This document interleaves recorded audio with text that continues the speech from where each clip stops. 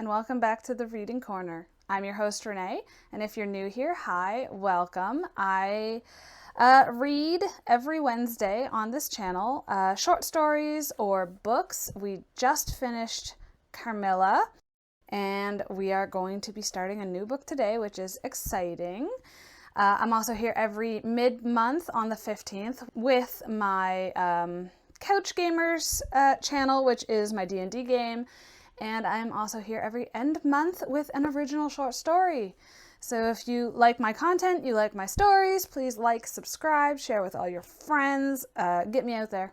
This week we are starting a new book. It is called The Professor, written by Charlotte Brontë. And I'm pretty excited. I love Charlotte Brontë. I love the Brontë sisters. They're good novelists. So without further ado, let's get into it. Chapter 1, Introductory. The other day, in looking over my papers, I found in my desk the following copy of a letter sent by me a year since to an old school acquaintance.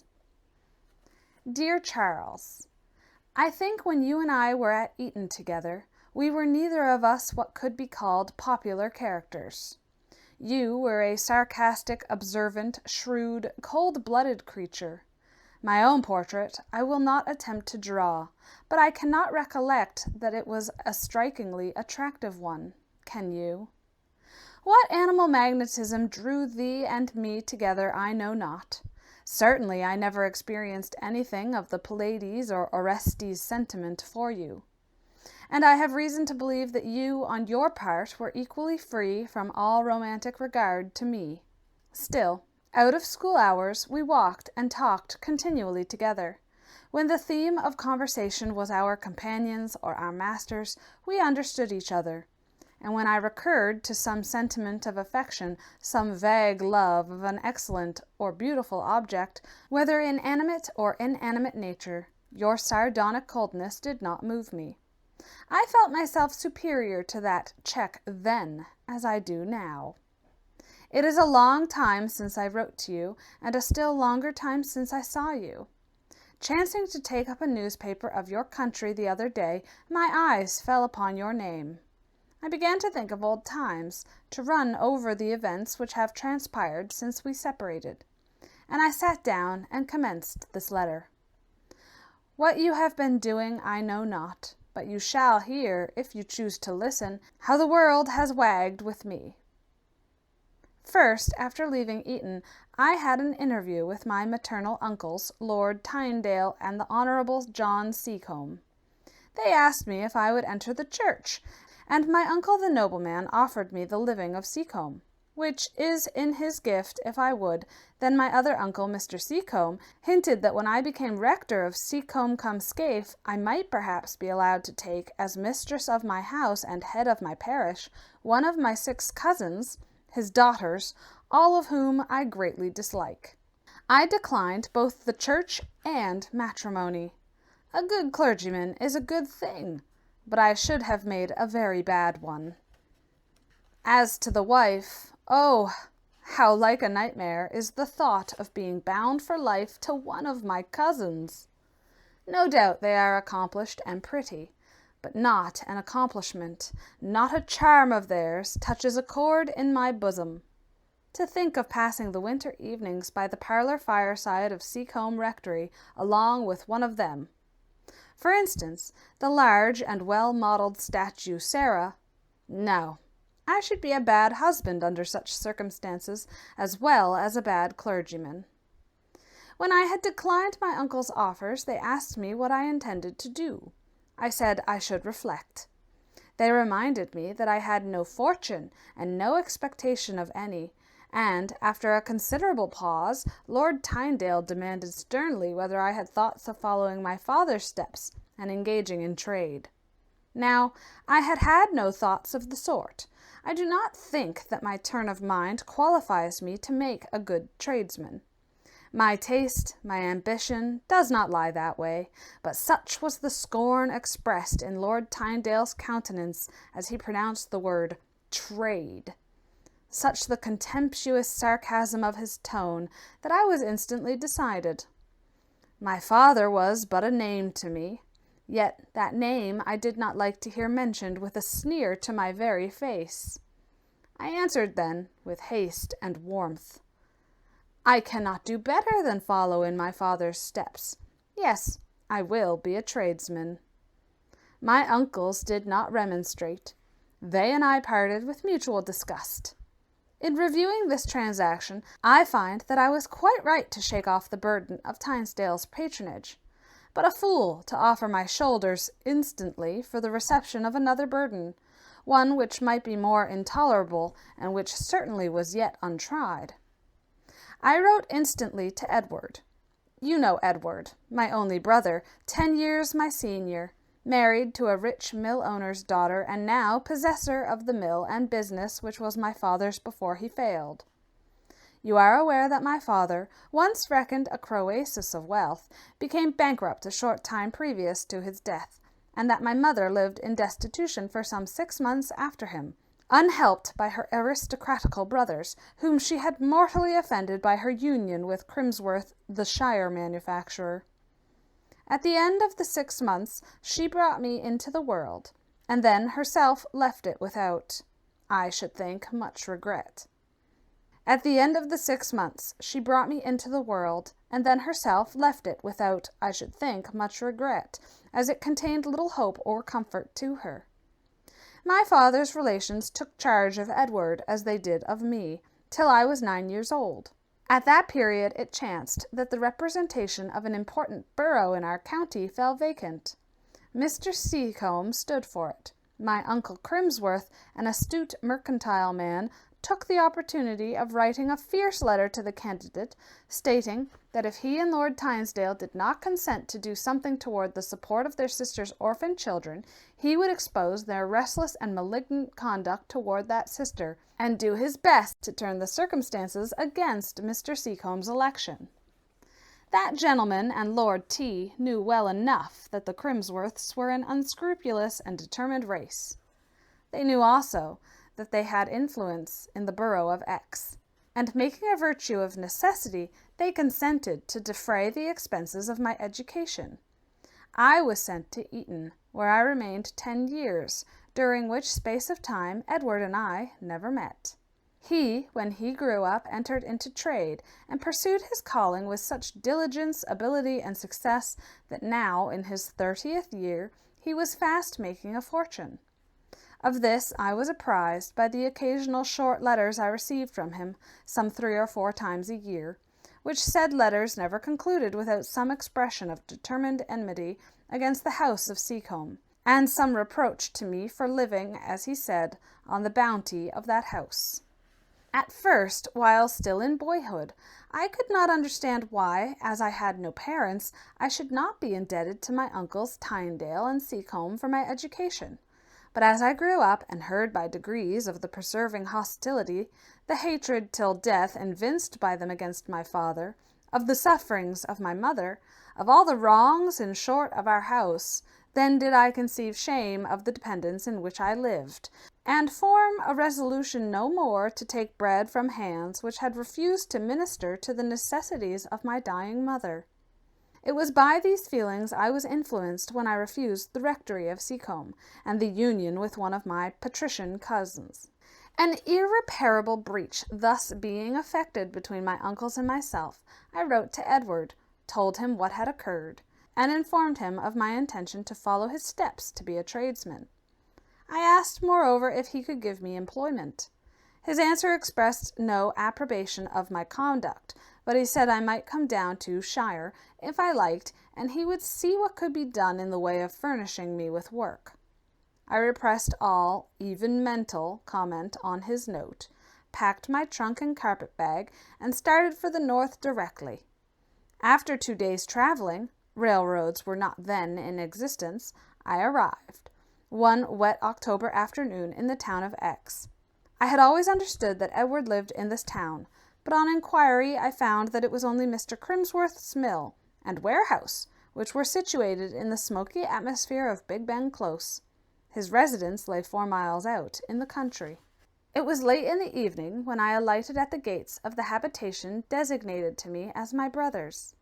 As I advanced up the avenue, I could see through the shades of twilight and the dark gloomy mists which deepened those shades that the house was large, and the grounds surrounding it sufficiently spacious.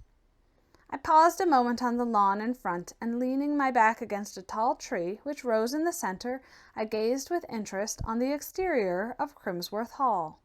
Edward is rich, thought I to myself.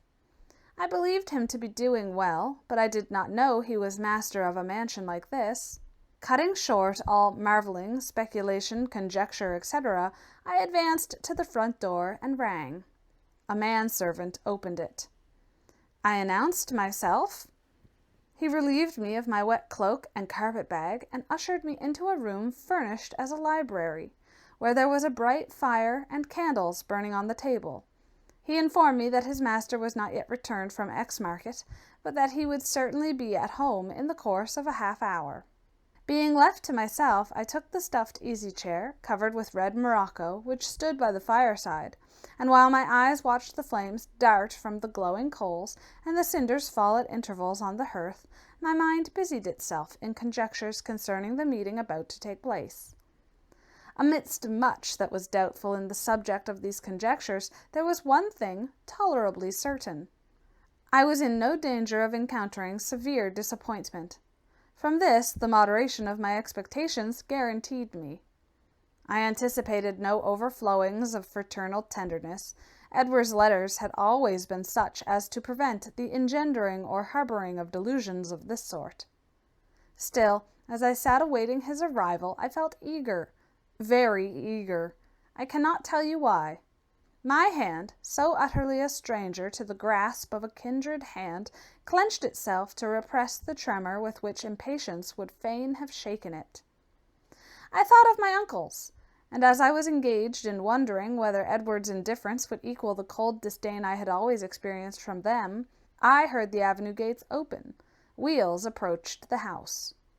Mr. Crimsworth was arrived, and after the lapse of some minutes and a brief dialogue between himself and his servant in the hall, his tread drew near the library door. That tread alone announced the master of the house. I still retain some confused recollection of Edward as he was 10 years ago, a tall, wiry, raw youth. Now, as I rose from my seat and turned toward the library door, I saw a fine-looking and powerful man, light-complexioned, well-made, and of athletic proportions. The first glance made me aware of an air of promptitude and sharpness, shown as well in his movements as in his port, his eye, and the general expression of his face. He greeted me with brevity, and in the moment of shaking hands, scanned me from head to foot. He took his seat in the morocco-covered armchair, and motioned me to another seat. "I expected you would have called at the counting-house in the Close," said he, and his voice, I noticed, had an abrupt accent, probably habitual to him. He spoke also with a guttural northern tone, which sounded harsh in my ears, accustomed to the silvery utterances of the South. "The landlord of the inn, where the coach stopped, directed me here," said I. I doubted at first the accuracy of his information, not being aware that you had such a residence as this. "Oh, it's all right," he replied. "Only I was kept half an hour behind time waiting for you, that's all. I thought you must be coming by the 8 o'clock coach." I expressed regret that he had had to wait. He made no answer, but stirred the fire as if to cover a movement of impatience. Then he scanned me again. I felt an inward satisfaction that I had not, in the first moment of meeting, betrayed any warmth, any enthusiasm, that I had saluted this man with a quiet and steady phlegm. "Have you quite broken with Tynesdale and Seacombe?" he asked hastily. "I do not think I shall have any further communication with them. My refusal of their proposals will, I fancy, operate as a barrier against all future intercourse." "Why," said he, "I may as well remind you at the very outset of our connection that no man can serve two masters. Acquaintance with Lord Tynesdale will be incompatible with assistance from me." There was a kind of gratuitous menace in his eyes as he looked at me in finishing this observation. Feeling no disposition to reply to him, I contented myself with an inward speculation on the differences which exist in the constitution of men's minds. I do not know what inference Mr. Crimsworth drew from my silence, whether he considered it a symptom of contumacity or an evidence of my being cowed by his peremptory manner.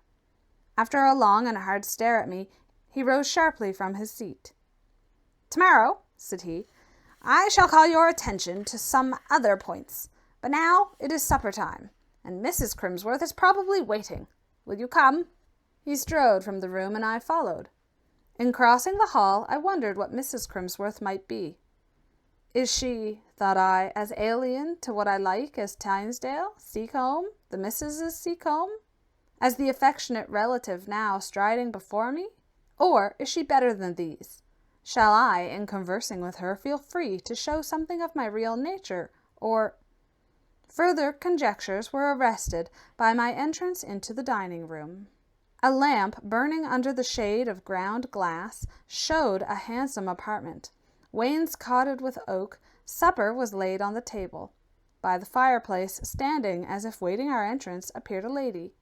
She was young, tall, and well-shaped. Her dress was handsome and fashionable, so much my first glance sufficed to ascertain. A gay salutation passed between her and Mr. Crimsworth. She chid him, half playfully, half poutingly, for being late. Her voice—I always take voices into the account of judging characters—was lively. It indicated, I thought, good animal spirits. Mr. Crimsworth soon checked her animated scolding with a kiss that still told of the bridegroom. They had not yet been married a year. She took her seat at the supper table in first-rate spirits. Perceiving me, she begged my pardon for not noticing me before, and then shook hands with me, as ladies do, when a flow of good humor disposes them to be cheerful to all, even the most indifferent of their acquaintance. It was now further obvious to me that she had a good complexion, and features sufficiently marked but agreeable. Her hair was red, quite red. She and Edward talked much, always in a vein of playful contention.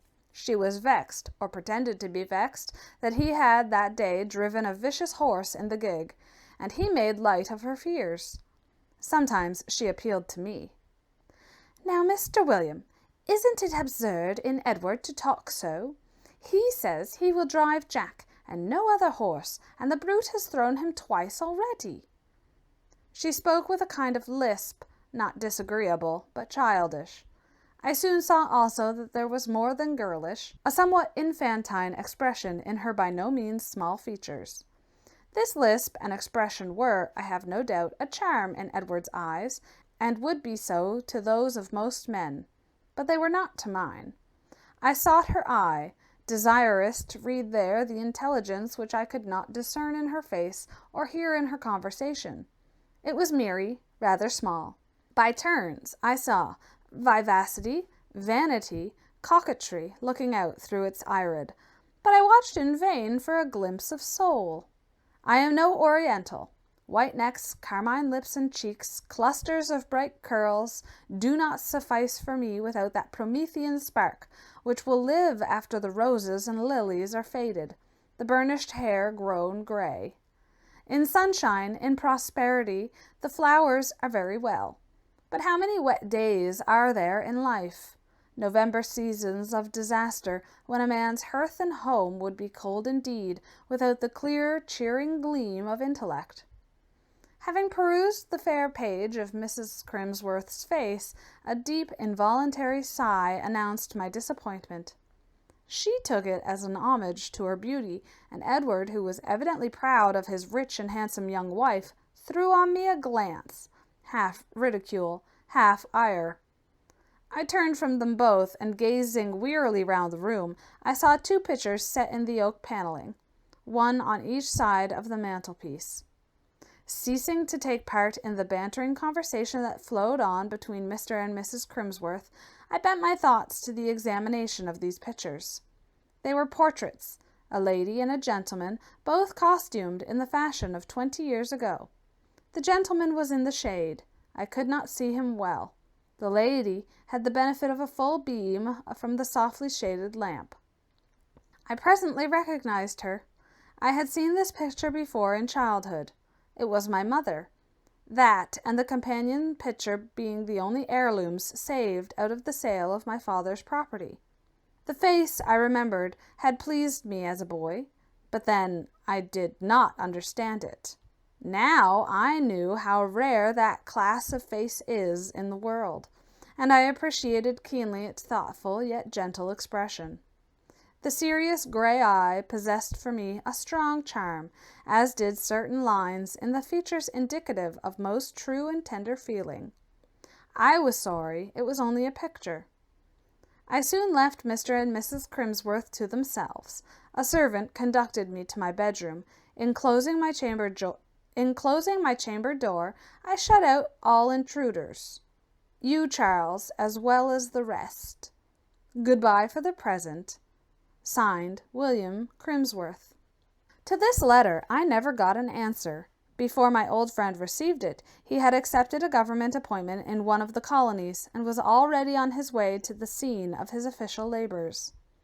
What has become of him since, I know not. The leisure time I have at command, and which I intended to employ for his private benefit, I shall now dedicate to that of the public at large. My narrative is not exciting, and above all, not marvelous, but it may interest some individuals who, having toiled in the same vocation as myself, will find in my experience frequent reflections of their own. The above letter will serve as an introduction. I now proceed. Chapter 2. A fine October morning succeeded to the foggy evening that had witnessed my first introduction to Crimsworth Hall. I was early up and walking in the large park-like meadow surrounding the house. The autumn sun, rising over the Shire hills, disclosed a pleasant country. Woods brown and mellow varied the fields from which the harvest had been lately carried. A river gliding between the woods caught on its surface the somewhat cold gleam of the October sun and sky. At frequent intervals along the banks of the river, tall cylindrical chimneys, almost like slender round towers, indicated the factories, which the trees half concealed. Here and there mansions similar to Crimsworth Hall occupied agreeable sites on the hillside. The country wore, on the whole, a cheerful, active, fertile look. Steam, trade, machinery had long banished from it all romance and seclusion. At a distance of 5 miles, a valley opening between the low hills held in its cups the great town of X. A dense, permanent vapor brooded over this locality. There lay Edward's concern. I forced my eye to scrutinize this prospect. I forced my mind to dwell on it for a time, and when I found that it communicated no pleasurable emotion to my heart, that it stirred in me none of the hopes a man ought to feel when he sees laid before him the scene of his life's career, I said to myself, "William, you are a rebel against circumstances. You are a fool, and know not what you want. You have chosen trade, and you shall be a tradesman. Look," I continued mentally, "look at the sooty smoke in that hollow, and know that there is your post. There you cannot dream, you cannot speculate and theorize. There you shall out and work." Thus self-schooled, I returned to the house. My brother was in the breakfast room. I met him collectedly. I could not meet him cheerfully. He was standing on the rug, his back to the fire. How much did I read in the expression of his eye as my glance encountered his when I advanced to bid him good morning? How much that was contradictory to my nature. He said, "Good morning," abruptly, and nodded, and then he snatched, rather than took, a newspaper from the table, and began to read it with the air of a master who seizes a pretext to escape the bore of conversing with an underling. It was well I had taken a resolution to endure for a time, or his manner would have gone far to render insupportable the disgust I had just been endeavoring to subdue. I looked at him. I measured his robust frame and powerful proportions. I saw my own reflection in the mirror over the mantelpiece. I amused myself with comparing the two pictures. In face I resembled him, though I was not so handsome. My features were less regular. I had a darker eye and a broader brow. In form, I was greatly inferior, thinner, slighter, not so tall. As an animal, Edward excelled me far. Should he prove as paramount in mind as in person, I must be a slave, for I must expect from him no lion-like generosity to one weaker than himself. His cold, avaricious eye, his stern, forbidding manner told me he would not spare. Had I then force of mind to cope with him? I did not know. I had never been tried. Mrs. Crimsworth's entrance diverted my thoughts for a moment. She looked well, dressed in white, her face and her attire shining in morning and bridal freshness. I addressed her with the degree of ease her last night's careless gaiety seemed to warrant, but she replied with coolness and restraint. Her husband had tutored her. She was not to be too familiar with his clerk. As soon as breakfast was over, Mr. Crimsworth intimated to me that they were bringing the gig round to the door, and that in 5 minutes he should expect me to be ready to go down with him to X. I did not keep him waiting. We were soon dashing at a rapid rate along the road. The horse he drove was the same vicious animal about which Mrs. Crimsworth had expressed her fears the night before. Once or twice Jack seemed disposed to turn restive, but a vigorous and determined application of the whip from the ruthless hand of his master soon compelled him to submission, and Edward's dilated nostril expressed his triumph in the result of the contest. He scarcely spoke to me during the whole of the brief drive, only opening his lips at intervals to damn his horse. X was all stir and bustle when we entered it. We left the clean streets where there were dwelling houses and shops, churches and public buildings. We left all these, and turned down to a region of mills and warehouses. Thence we passed through 2 massive gates into a great paved yard, and we were in Big Ben Close, and the mill was before us, vomiting soot from its long chimney, and quivering through its thick brick walls with the commotion of its iron bowels. Work-people were passing to and fro. A wagon was being laden with pieces. Mr. Crimsworth looked from side to side, and seemed at one glance to comprehend all that was going on. He alighted, and leaving his horse and gig to the care of a man who hastened to take the reins from his hand, he bid me follow him to the counting-house. We entered it, a very different place from the parlours of Crimsworth Hall, a place for business, with a bare planked floor, a safe, 2 high desks and stools, and some chairs.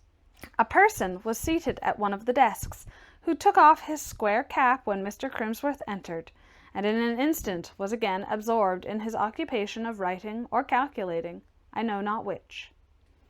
Mr. Crimsworth, having removed his mackintosh, sat down by the fire. I remained standing near the hearth. He said presently, "Staton, you may leave the room. I have some business to transact with this gentleman. Come back when you hear the bell." The individual at the desk rose and departed, closing the door as he went out. Mr. Crimsworth stirred the fire, then folded his arms and sat a moment thinking, his lips compressed, his brow knit. I had nothing to do but to watch him. How well his features were cut! What a handsome man he was! Whence, then, came that air of contraction, that narrow and hard aspect on his forehead, in all his lineaments? Turning to me, he began abruptly, "You are come down to Shire to learn to be a tradesman?" "Yes, I am." "Have you made up your mind on the point? Let me know that at once." "Yes." "Well, I'm not bound to help you, but I have a place here vacant, if you are qualified for it. I will take you on trial. What can you do? Do you know anything besides that useless trash of college learning, Greek, Latin, and so forth?" "I have studied mathematics." "Stuff! I dare say you have." "I can read and write French and German." He reflected a moment, then opening a drawer in a desk near him, took out a letter and gave it to me. "Can you read that?" he asked. It was a German commercial letter. I translated it. I could not tell whether he was gratified or not. His countenance remained fixed. "It is well," he said after a pause, "that you are acquainted with something useful, something that may enable you to earn your board and lodging, since you know German and French. I will take you as second clerk to manage the foreign correspondence of the house. I shall give you a good salary, £90 a year. And now," he continued, raising his voice, "hear once for all what I have to say about our relationship and all that sort of humbug. I must have no nonsense on that point. It would never suit me. I shall excuse you nothing on the plea of being my brother. If I find you stupid, negligent, dissipated, idle, or possessed of any faults detrimental to the interests of the house, I shall dismiss you as I would any other clerk. £90 a year are good wages, and I expect to have the full value of my money out of you. Remember, too, that things are on a practical footing in my establishment. Business-like habits, feelings, and ideas suit me best. Do you understand?" "Partly," I replied. "I suppose you mean that I am to do my work for my wages, not to expect favor from you, and not to depend on you for any help but what I earn that suits me exactly, and on those terms I will consent to be your clerk." I turned on my heel and walked to the window.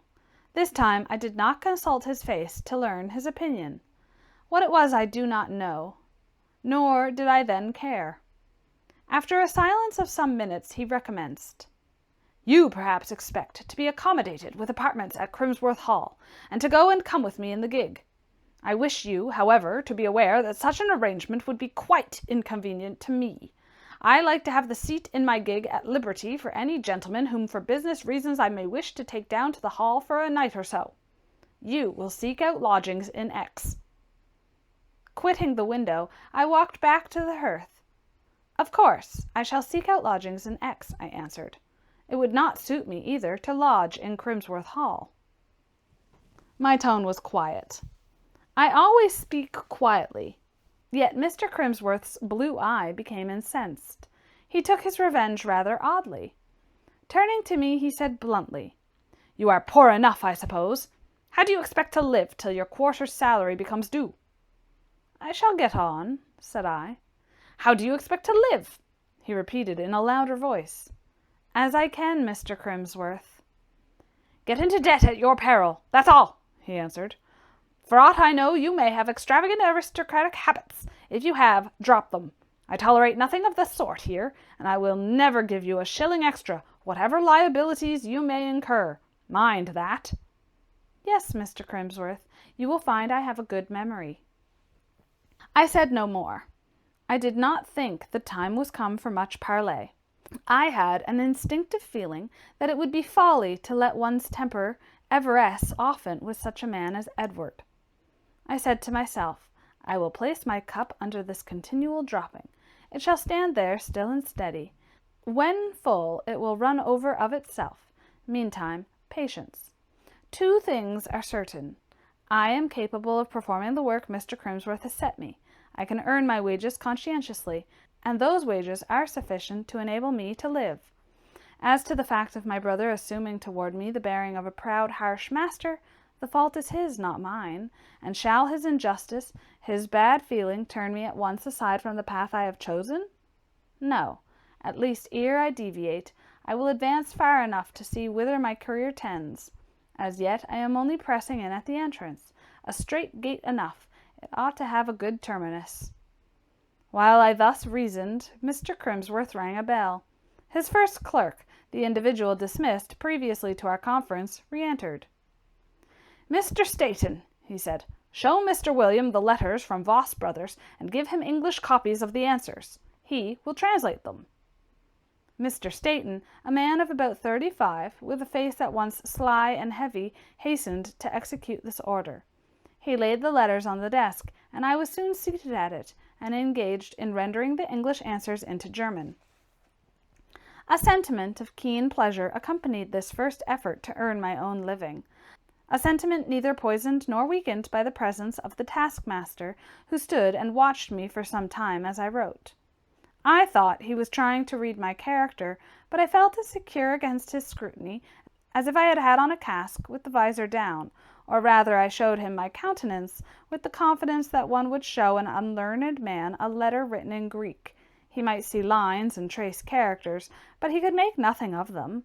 My nature was not his nature, and its signs were to him like the words of an unknown tongue. Ere long he turned abruptly away, as if baffled, and left the counting-house. He returned to it but twice in the course of that day. Each time he mixed and swallowed a glass of brandy and water, the materials for making which he extracted from a cupboard on one side of the fireplace. Having glanced at my translations, he could read both French and German. He went out again in silence. Chapter 3. I served Edward as his second clerk faithfully, punctually, diligently. What was given me to do, I had the power and the determination to do well. Mr. Crimsworth watched sharply for defects, but found none. He set Timothy Staton, his favourite and head man, to watch also. Tim was baffled. I was as exact as himself and quicker. Mr. Crimsworth made inquiries as to how I lived, whether I got into debt. No, my accounts with my landlady were always straight. I had hired small lodgings, which I contrived to pay for out of a slender fund, the accumulated savings of my Eton pocket-money, for as it had ever been abhorrent to my nature to ask pecuniary assistance, I had early acquired habits of self-denying economy, husbanding my monthly allowance with anxious care in order to obviate the danger of being forced in some moment of future exigency to beg additional aid. I remember many called me miser at the time, and I used to couple the reproach with this consolation: better to be misunderstood now than repulsed hereafter. At this day I had my reward. I had had it before, when on parting with my irritated uncles, one of them threw down on the table before me a £5 note, which I was able to leave there, saying that my travelling expenses were already provided for. Mr. Crimsworth employed Tim to find out whether my landlady had any complaint to make on the score of my morals. She answered that she believed I was a very religious man, and asked Tim in her turn if he thought I had any intention of going into the church some day, for she said she had had young curates to lodge in her house who were nothing equal to me for steadiness and quietness.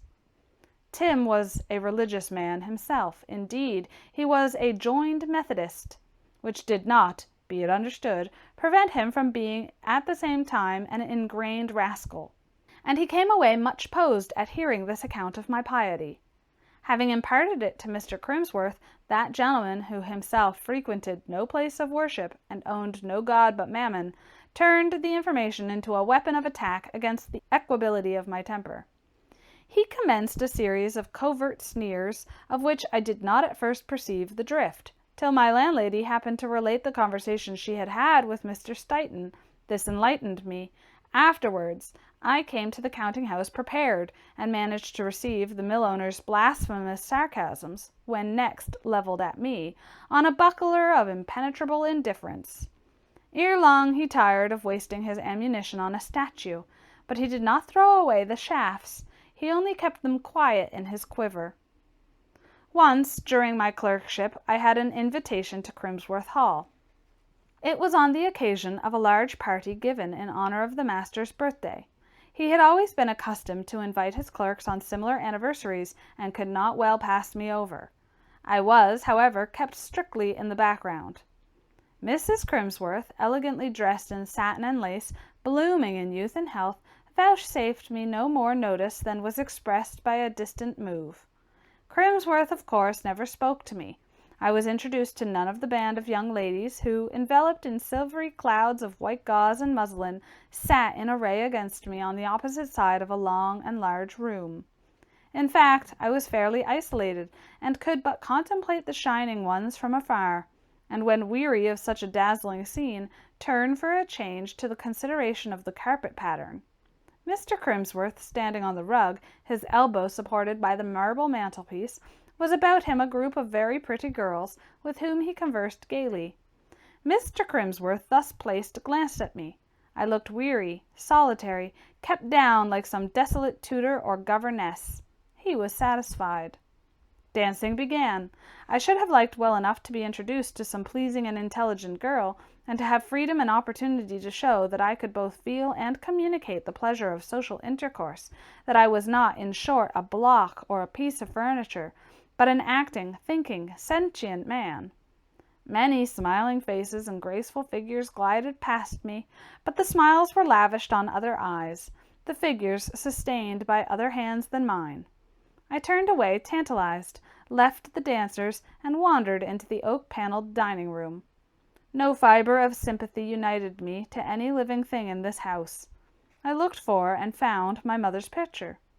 I took a wax taper from a stand and held it up. I gazed long, earnestly. My heart grew to the image.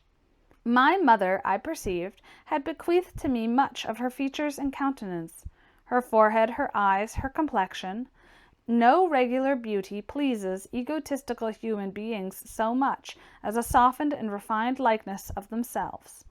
For this reason, fathers regard with complacency the lineaments of their daughters' faces, where frequently their own similitude is found flatteringly associated with softness of hue and delicacy of outline. I was just wondering how that picture of me, so interesting, would strike an impartial spectator, when a voice close behind me pronounced the words, "Humph! There's some sense in that face."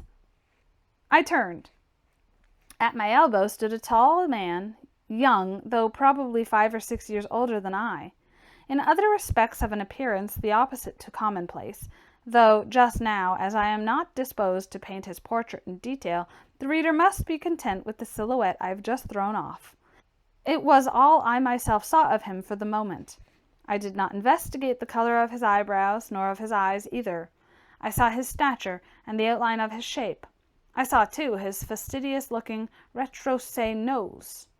These observations, few in number and general in character, the last expected, sufficed, for they enabled me to recognize him.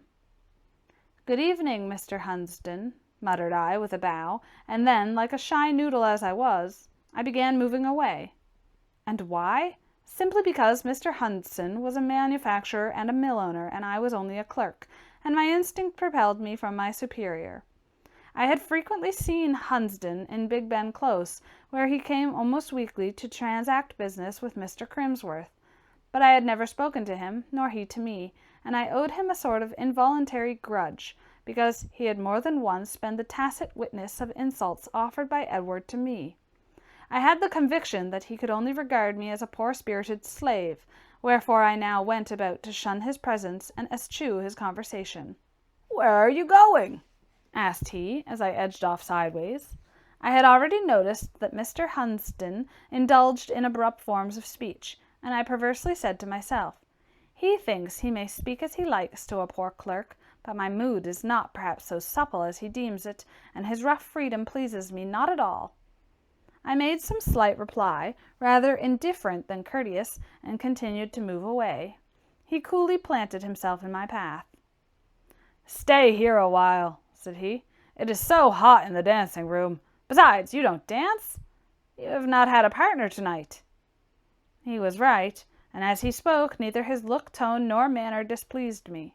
My amour propre was propagated. He had not addressed me out of condescension, but because, having repaired to the cool dining-room for refreshment, he now wanted someone to talk to, by way of temporary amusement.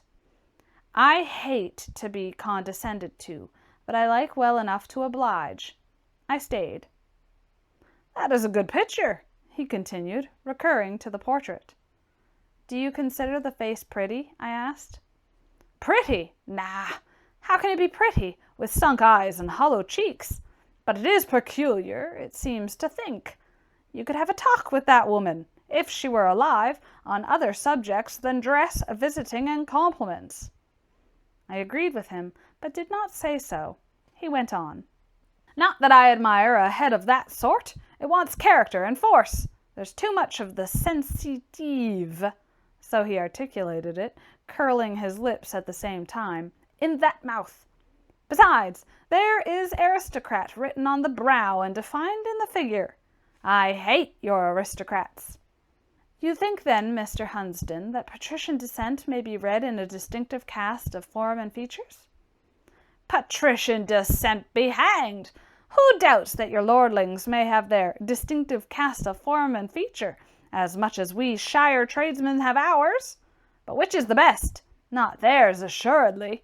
As to their women, it's a little different. They cultivate beauty from childhood upwards, and may, by care and training, attain to a certain degree of excellence in that point, just like the Oriental odalisques. Yet even this superiority is doubtful. Compare the figure in that frame with Mrs. Edward Crimsworth, which is the finer animal. I replied quietly, compare yourself and Mr. Edward Crimsworth, Mr. Hunsden. Oh, Crimsworth is better filled up than I am, I know. Besides, he has a straight nose, arched eyebrows, and all that. But these advantages, if they are advantages, he did not inherit from his mother, the patrician, but from his father, old Crimsworth, who my father says was a shire blue dyer as ever put indigo in a vat, yet withal the handsomest man in the 3 ridings. It is you, William, who are the aristocrat of your family, and you are not as fine a fellow as your plebeian brother by long chalk. There was something in Mr. Hunsden's point-blank mode of speech which rather pleased me then, otherwise because it set me at my ease. I continued the conversation with a degree of interest. How do you happen to know that I am Mr. Crimsworth's brother? I thought you and everybody else looked upon me only in the light of a poor clerk. Well, and so we do. And what are you but a poor clerk? You do Crimsworth's work, and he gives you wages. Shabby wages they are, too. I was silent. Hunsden's language now bordered on the impertinent. Still, his manner did not offend me in the least. It only piqued my curiosity. I wanted him to go on, which he did in a little while. This world is an absurd one, said he. Why so, Mr. Hunsden? I wonder you should ask. You are yourself a strong proof of the absurdity I allude to. I was determined he should explain himself of his own accord, without my pressing him to do so. So I resumed my silence. Is it your intention to become a tradesman? He inquired presently. It was my serious intention 3 months ago. Ha! The more fool you. You look like a tradesman. What a practical business-like face you have. My face is as the Lord made it, Mr. Hunsden. The Lord never made either your face or head for X. What can your bumps of ideality, comparison, self-esteem, conscientiousness do you here? But if you like Big Ben Close, stay there. It's your own affair, not mine. Perhaps I have no choice. Well, I care not about it. It will make little difference to me what you do or where you go, but I'm cool now. I want to dance again, and I see such a fine girl sitting in the corner of the sofa there by her mamma. See if I don't get her for a partner in a jiffy. There's Waddy, Sam Waddy, making up to her. Oh, won't I cut him out? And Mr. Hunsden strode away. I watched him through the opening folding doors. He outstripped Waddy, applied for the hand of the fine girl, and led her off triumphant. She was a tall, well-made, full-formed, dashingly dressed young woman, much in the style of Mrs. E. Crimsworth. Hunsden whirled her through the waltz with spirit. He kept at her side during the remainder of the evening, and I read in her animated and gratified countenance that he succeeded in making himself perfectly agreeable. The mamma, too, a stout person in a turban, Mrs. Lupton by name, looked well pleased. Prophetic visions probably flattered her inward eye. The Hunsdens were of an old stem, and scornful as York, such was my late interlocutor's name, professed to be of the advantages of birth. In his secret heart he well knew and fully appreciated the distinction in his ancient, if not high lineage conferred on him in a mushroom-like place, X, concerning whose inhabitants it was proverbially said that not 1 in 1,000 knew his own grandfather. Moreover, the Hunsdens, once rich, were still independent, and report affirmed that York bade fair, by his success in business, to restore to pristine prosperity the partially decayed fortunes of his house. These circumstances considered, Mrs. Lupton's broad face might well wear a smile of complacency as she contemplated the heir of Hunsden Wood, occupied in paying assiduous court to her darling Sarah Martha. I, however, whose observations, being less anxious, were likely to be more accurate, soon saw that the grounds for maternal self-congratulation were slight indeed. The gentleman appeared to me much more desirous of making than susceptible of receiving an impression. I know not what it was in Mr. Hunsden that, as I watched him, I had nothing better to do, suggested to me every now and then the idea of a foreigner. In form and features he might be pronounced English, though even there one caught a dash of something Gaelic. But he had no English shyness. He had learnt somewhere, somehow, the art of setting himself quite at his ease, and of allowing no insular timidity to intervene as a barrier between him and his convenience or pleasure. Refinement he did not affect, yet vulgar he could not be called. He was not odd, no quiz, yet he resembled no one else I had ever seen before. His general bearing intimated complete sovereign satisfaction with himself, yet at times an indescribable shade passed like an eclipse over his countenance, and seemed to me like the sign of a sudden and strong inward doubt of himself, his words, his actions. An energetic discontent at his life or his social position, his future prospects or his mental attainments. I know not which. Perhaps, after all, it might only be a bilious caprice. And that is where we are going to leave it for today. Make sure to tune in next time for the continuation of The Professor with Chapter 4. All right, guys. I'll be seeing you later. Bye.